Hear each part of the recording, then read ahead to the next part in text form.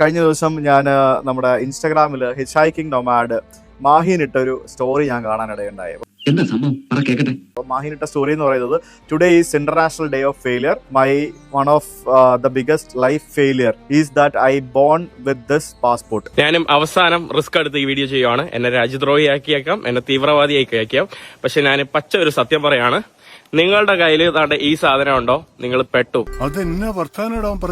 അതായത് ഇന്ത്യൻ പാസ്പോർട്ടായിട്ട് ജനിച്ചതാണ് എന്റെ ജീവിതത്തിലെ ഏറ്റവും വലിയ ഫെയിലിയർ എന്നാണ് 90-ലധികം രാജ്യങ്ങൾ ഇന്ത്യൻ പാസ്പോർട്ട് വെച്ച് സന്ദർശിച്ച മാഹിൻ പറഞ്ഞിരിക്കുന്നത്.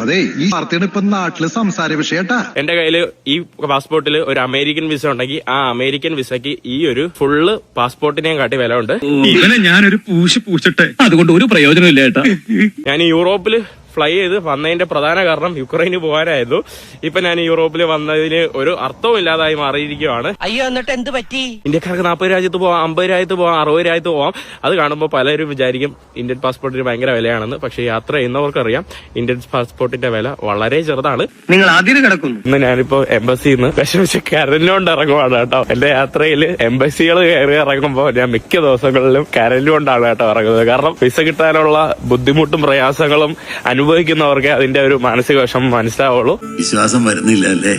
ഇന്ന് നമ്മുടെ വേൾഡ് ഇന്റർനാഷണൽ ഫെയിലിയർ ഡേ ആണ്. അങ്ങനെ ഞാനും ഇന്റർനാഷണൽ ഫെയിലിയർ ഡേന് ഫെയിലായിരിക്കുവാണ്. അയാൾ എന്താ പറയുന്നേ? എനിക്കറിയാം എന്തോ കാര്യമായിട്ട് പറയുന്നു. യുക്രൈന് പോകണമെന്നുള്ള ഒരു ആഗ്രഹത്താൽ മാത്രം ഞാൻ യൂറോപ്പിലോട്ട് വന്നതാണ്. ഞാൻ ബംഗ്ലാദേശും പാകിസ്ഥാനും അല്ലെങ്കിൽ ശ്രീലങ്കയും ചൈനയായിട്ടും അല്ലെങ്കിൽ അഫ്ഗാനിസ്ഥാനും ഒക്കെ ആയിട്ടല്ല കമ്പയർ ചെയ്യുന്നത്. ലോകത്ത് 195 രാജ്യങ്ങൾ ഉണ്ടെന്ന് ഓർക്കണം. അത് വെച്ച് കമ്പയർ ചെയ്യുമ്പോൾ ഇന്ത്യൻ പാസ്പോർട്ടിന്റെ വില വളരെ ദയനീയമാണ്. നീ കുറച്ച് കാണല്ലേ, നീ കുറച്ച് നാളായിട്ട് നീ കുറച്ച് കണ്ടോണ്ടിരിക്കണേ. ചെറ്റത്തരമല്ലാതെ കയ്യിലില്ല. ഈ ദിവസങ്ങളിൽ ഇൻവേർട്ടഡ് കോമയിൽ ഒരു പാകിസ്ഥാനിൽ നിന്ന് ഒരാൾ വിസയ്ക്ക് അപേക്ഷിക്കുമ്പം ഇന്ത്യയിലെ വിദേശകാര്യ മന്ത്രാലയം അല്ലെങ്കിൽ ആഭ്യന്തര വകുപ്പ് വ്യത്യസ്തമായ രീതിയിലായിരിക്കില്ലേ അതിനെ സമീപിക്കുക. 2 തവണ ചിന്തിക്കും, പലതവണ പരിശോധിക്കും ഇയാൾ എന്തിനു വരുന്നു എന്ന് പറഞ്ഞ പോലെ തന്നെ ഓരോ രാജ്യത്തിനും അവരുടെ പോളിസികളുണ്ട്.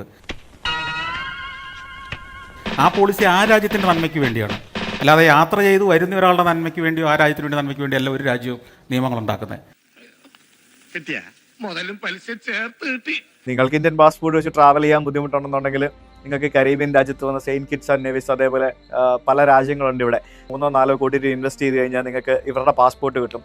അത് മാത്രം ഇപ്പൊ വേണ്ട, അവിടെ ഇരുന്നത് ഇവിടെ ഇരുന്നൊക്കെ പിന്നെ എന്തു പറ്റി? ധൈര്യം ചോർന്നു പോയോ? ഏയ്, വല്ലതും ചോർന്നു പോയാൽ തടയാനൊന്നും ഇട്ടിട്ടില്ല എന്ന് പറയായിരുന്നു. അങ്ങനെയൊന്നുമില്ല.